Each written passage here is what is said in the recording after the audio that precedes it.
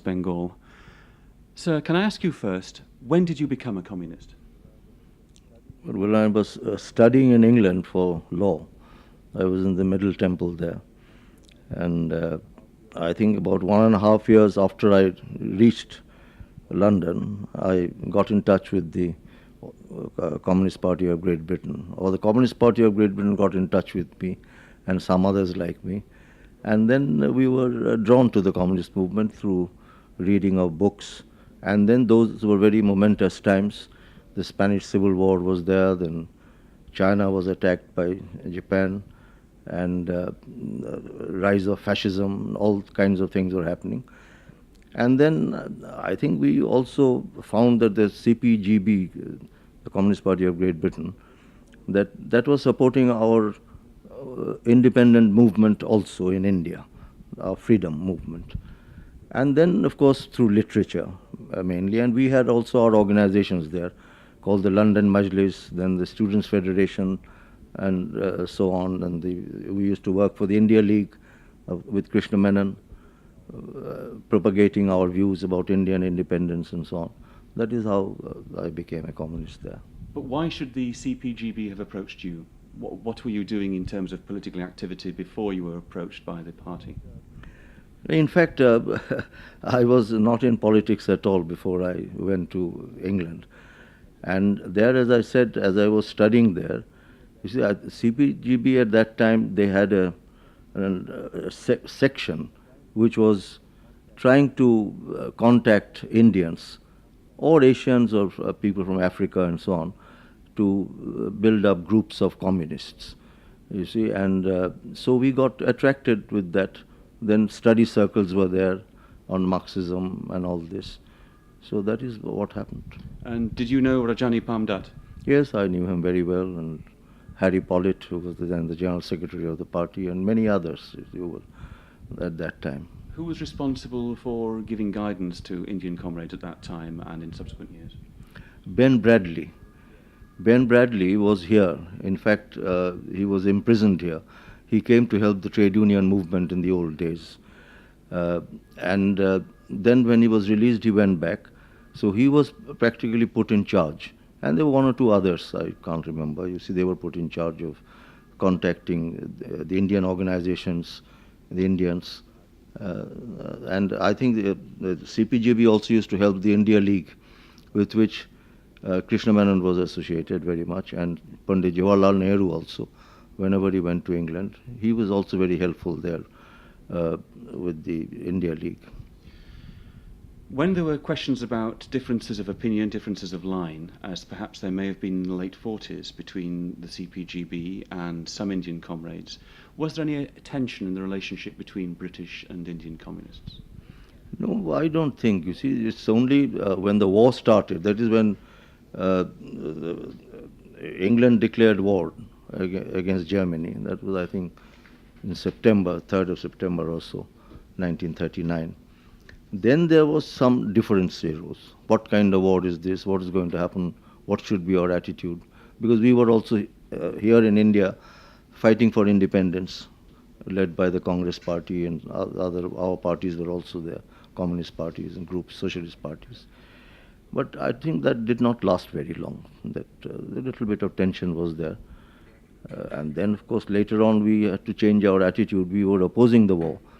But when Soviet Union was attacked, then we thought the character of the war had changed and so on. Of course, by that we got a bit isolated from the people here, because they didn't accept that position. Because we thought unless fascism is defeated, our fight for independence also will be very, very difficult and will take longer years. But anyhow, we got isolated from the people at that time. So there was a rift between us and the Congress, and although we were working inside the Congress also, apart from the party that we had, which was working underground because it was an illegal party at that time in India. How did you find working for an illegal party when you came back to India? What difficulties were there in, and how did you organize? How did you get propaganda out? Well, when I came in, you see, the party was already working illegally. And for long years they have been working illegally. Even before I left for England, I didn't know, of course, because I was not in politics at all. But all the time we were illegal. And so we were in contact with each other, the leadership here and others. And they told me exactly what they expected of me at that time, that anyhow I shouldn't get arrested. So I should join the bar and visit the High Court and then help them in various ways to find accommodation, then collect funds, then take classes on Marxism and so on.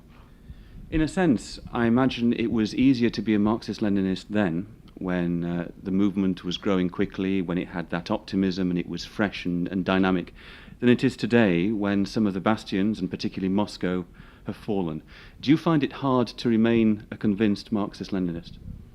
Well, I don't. I'm like me, many others is very seriously concerned as to what has happened there. There's no more socialism there, or communism in Eastern Europe and in the Soviet Union, the first socialist state which came into existence. And the world communist movement has also had a setback because of that. But then we, from our own studies, we are an independent party, we try to study Marxism on our own and apply that Marxism in the concrete conditions of our country. So we know that this is a setback, but we are still optimistic because we believe that Marxism is correct, scientific. Serious mistakes had been made, which we are also studying in those countries. They got isolated from the people. They didn't do in the economic field what they should have done, or in the political field. All that we are studying. We are not quite completely aware of what exactly happened. But it was a shock for us, no doubt. But we say that, well, why should we give up? If we are convinced of a philosophy or economics, the Marxist economics, Marxist philosophy and so on, we should study that, learn from the mistakes and apply it in our own country, whatever conclusions we come to. But you borrowed the symbol of the hammer and sickle, which we have on display in this room. That's right. From the Bolshevik Party, from the Russian Social Yes, communists usually, yes. At that time, I think they had this kind of symbol. Do you think there's still a place for that symbol? Well, see, we may have borrowed it, learnt it from them, but it has become our own symbol. You see, so we put it in our flag. Then, for election purposes, also we have a symbol. Hammer and sickle, and star, and so on. One problem that some communist parties have faced, particularly communist parties in power, such as yours, is making the change from generation to generation. When it happened in the Soviet Union and Gorbachev came, we saw what happened. In West Bengal, do you think that change will be accomplished easily and comfortably for the party? No, it is difficult, but that is the lesson we have drawn. That earlier we used to think, I think wrongly, unscientific, that it was unscientific thought, that once a communist society is established or a socialist society is established, then there's no going back. There may be difficulties, there may be problems, complications, but there's no going back, unless through war or something that it is defeated. But that was a wrong conception. And what has happened in the Soviet Union, to tell you in a few words, that you see, from generation to generation, they did not ideologically mold them. And they took the people for granted, maybe because there was one party rule. So people for granted. And they also probably thought that whatever happens, that there will not be any fall in our society, that is going back of our society to a capitalist system or any other system. You joined the party, and comrades who joined the party in similar years out of absolute conviction in Marxism. Some people I speak to here in Calcutta suggest that now the CPM is entrenched in power. Many new recruits to the party are joining not because of conviction in Marxism, but because they want to belong to part of a party in power.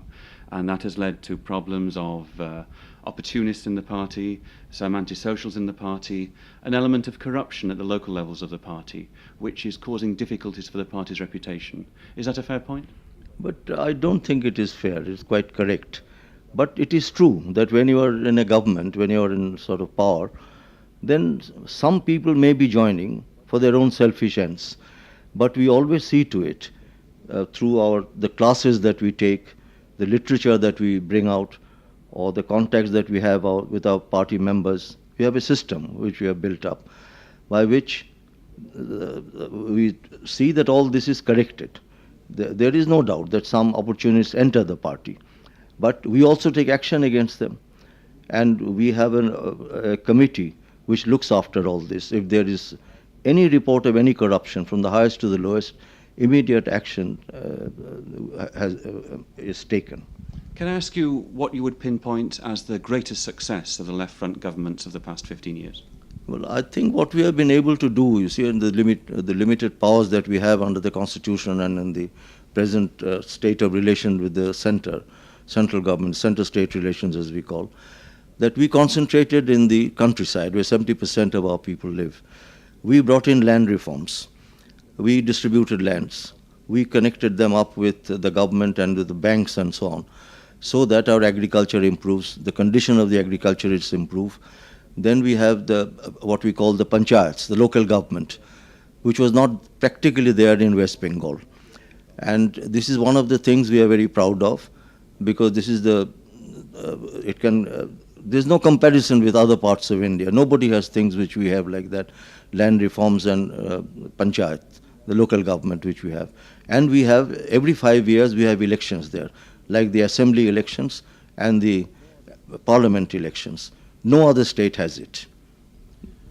I come from Britain, where one party has been in power almost as long as the left front has been in power in West Bengal. You were Chief Minister at the time when Mrs. Thatcher first became Prime Minister. Now she's had her 11 years in office and she's gone. Have you ever given any thought to when the time would come for you to make way for a new Chief Minister? Well, as communists, as long as health permits and the brain is still there, functioning, we seem to continue.